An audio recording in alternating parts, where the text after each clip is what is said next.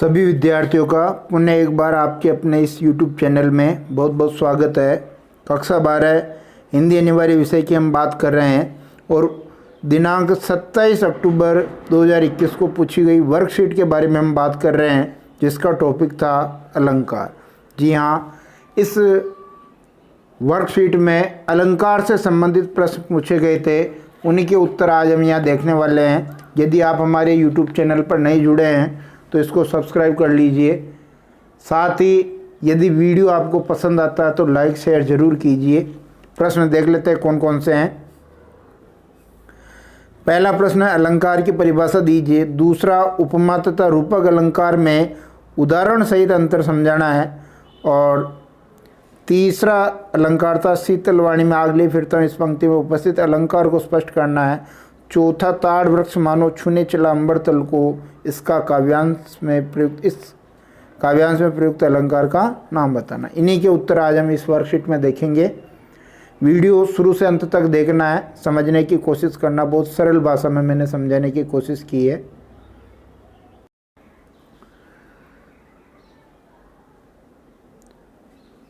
तो कक्षा 12 हिंदी अनिवार्य विषय अलंकार प्रश्नों की हम बात कर रहे हैं और वर्कशीट कौन सी है? 27 अक्टूबर को पूछी गई वर्कशीट है।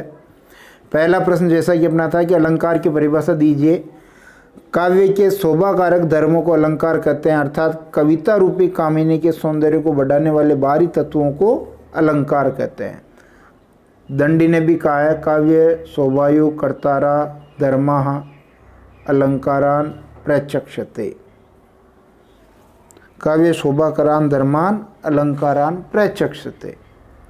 तो शोभाकारक धर्मों को अलंकार कहते हैं या सौंदर्य बढ़ाने वाले बाहरी तत्वों को अलंकार कहते हैं। दूसरा प्रश्न देखिए, उपमा तथा रूपक अलंकार में उदाहरण सहित अंतर बताना था। तो देखिए, पहले हमने बात की है उपमा अलंकार की, ठीक है ना। उपमा का सामान्य अर्थ है किसी एक वस्तु की किसी दूसरी वस्तु से तुलना करना। अतः जहाँ किसी प्रस्तुत या वर्णित वस्तु यानी उपमेय की तुलना गुण, धर्म, स्वभाव, व्यापार, क्रिया आदि के आधार पर अप्रस्तुत वस्तु यानी उपमान से की जाती है, तो वहाँ उपमा अलंकार होता है। उपमा अलंकार में एक वस्तु या प्राणी उपमेय की तुलना दूसरी वस्तु या उपमान से की जाती है, जैसे पीपर, पात, सरिस, मंडोला, ये उदाहरण था।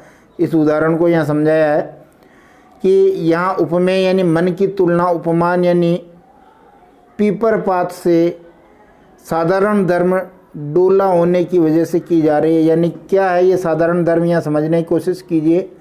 मन भी डोल रहा है और पीपल का पत्ता भी डोल रहा है, चंचल है, विचलित हो रहा है। इसलिए यहाँ समान गुणधर्म होने के कारण, साधारण धर्म यानी समान गुणधर्म होने के कारण यहाँ तुलना की जा रही है। और यहाँ वाचक शब्द क्या है? सरिस। वाचक शब्द क्या है? सरिस।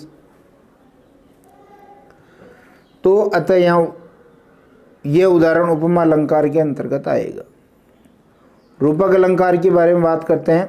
रूपक अलंकार जो दूसरा अलंकार है, जब गुण की अत्यंत समानता के कारण उपमेय को ही उपमान बता दिया जाए। ध्यान दीजिए शब्दों पर, उपमेय को ही क्या बनाया जा रहा? उपमान बता दिया जाए। या फिर ये कह रहा कि या उपमेय में उपमान का अभेद आरोप कर दिया जाए या भेद रहित आरोप कर दिया जाए। अभेद, अ यानी नहीं और भेद यानी भेद नहीं, यानी भेद नहीं, भेद रहित यानी जिसमें भेद नहीं हो, बिल्कुल अत्यंत समानता हो, यानी उपमेय और उपमान में अभिन्नता दर्शाई जाए। ये भी वही बात है कि भिन्नता नहीं हो, तब वहाँ रूपक अलंकार होता है।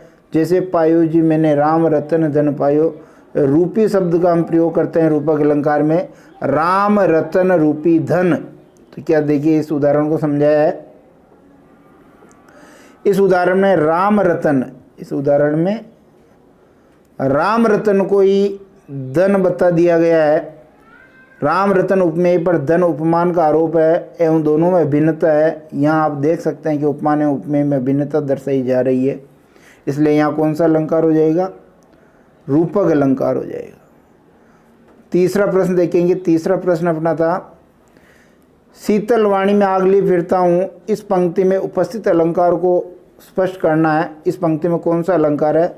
देखिए यहाँ दो विरोधाभासी शब्द आ रहे हैं। शीतल का अपोजिट है आग, यानी उष्ण, गर्म। शीतल यानी ठंडा, आग उष्ण गर्म के लिए आता है। तो दोनों अपोजिट प्रवृत्ति यहाँ दिखाई गई है। तो उत्तर लिखेंगे इस पंक्ति में विरोधाभास अलंकार है, यानी एक विरोध हो रहा है।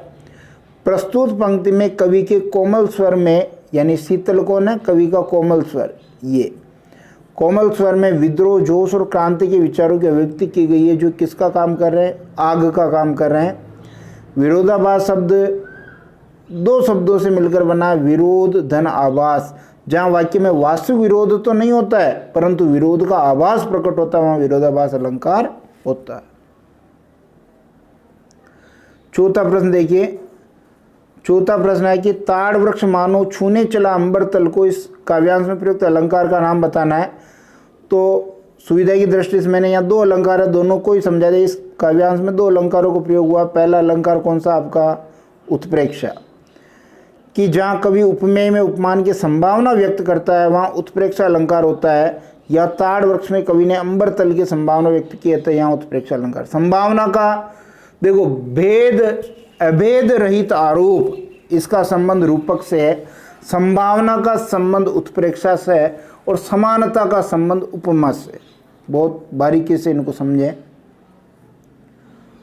और जो दूसरा अलंकार आपका मानवीकरण अलंकार,